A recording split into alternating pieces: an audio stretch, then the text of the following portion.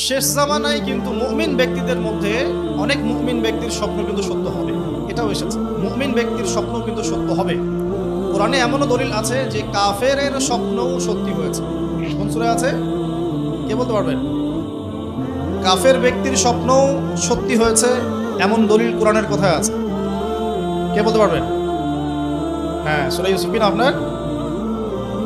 জি আশিক, ঠিক আছে, মাশাআল্লাহ। আশিক ভাইয়ের জন্য আমাদের একটা হাদিয়া থাকবে ইনশাআল্লাহ, আপনি আলোচনা শেষে নিয়ে যাবেন। তো ইউসুফ আলাইহিস সালামের যে ঘটনা সূরা ইউসুফ, সেখানে আছে যে অমুসলিম দুজন ব্যক্তির স্বপ্ন সত্য হয়েছে, হয় নাই? একজন এসে বলেছেন আমার মাথায় রুটি খেয়ে নিচ্ছে পাখি, আরেকজন বলেছে আমার হাতে ছিল শরাব, এই শরাব আমি পান করাচ্ছি রাজাকে, বাদশাকে। ইউসুফ আলাইহিস সালাম বললেন যে পান করাচ্ছে বাদশাকে সে নাজাত পেয়ে যাবে জেল থেকে, আর যার মাথা থেকে রুটি খাওয়া হচ্ছে তাকে সুদণ্ড দেওয়া হবে। ঘটনা সত্য ছিল তো?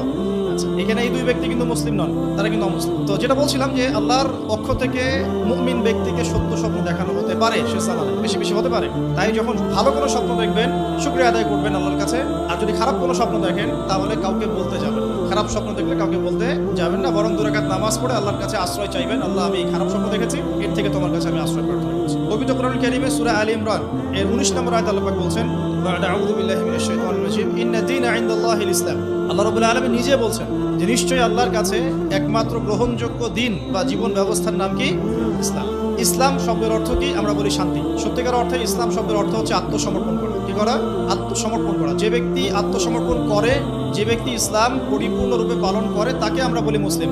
যে ব্যক্তি ইসলাম পরিপূর্ণরূপে পালন করে তাকে আমরা বলি মুসলিম। যেমন এই মুসলিম শব্দের সাথে যে নবীর নাম জড়িত সেটা হলো, তিনি হলেন ইব্রাহিম আলাইহিস সালাম। সূরা হজ পড়ে দেখবেন, হুয়া সাম্মাকুমুল মুসলিমিন, তিনি তো আমাদের নাম দিয়েছেন মুসলিম, এই জাতির নাম দিয়েছেন, তিনি আমাদের জাতির পিতা, মুসলিম জাতির পিতা। তো ইব্রাহিম আলাইহিস সালামের ব্যাপারে আল্লাহ পাক বলছেন, ইয ক্বালা লাহু রাব্বুহু আসলিম ক্বালা আসলামতু লিরাব্বিল আলামিন। যখনই আল্লাহ পাক ইব্রাহিমকে বলতেন আলাইহিস সালাম যে আত্মসমর্পণ করো, ইব্রাহিম আলাইহিস সালাম কোনো বিজ্ঞান যুক্তি দর্শন খুঁজতে যেতেন না, তিনি বলতেন আসলামতু লিরাব্বিল আলামিন, আমি বিশ্ব জগতের প্রতিপালকের কাছে আত্মসমর্পণ করলাম।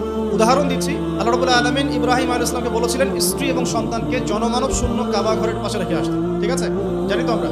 ইব্রাহিম আলাইহিস সালাম জানতেন সেখানে কোনো মানুষ নেই, কোনো পানি নেই, কোনো প্রাণীও নেই, না খাবার আছে, না পানি আছে, না কোনো প্রাণী আছে। এরপরেও তিনি স্ত্রী এবং সন্তানকে সেখানে রেখে আসলেন। আল্লাহ পাককে প্রশ্ন করলেন না কেন রেখে আসবো, এর পিছনে কারণ কি, যুক্তি কি, দর্শন কি, জিজ্ঞেস করেছেন।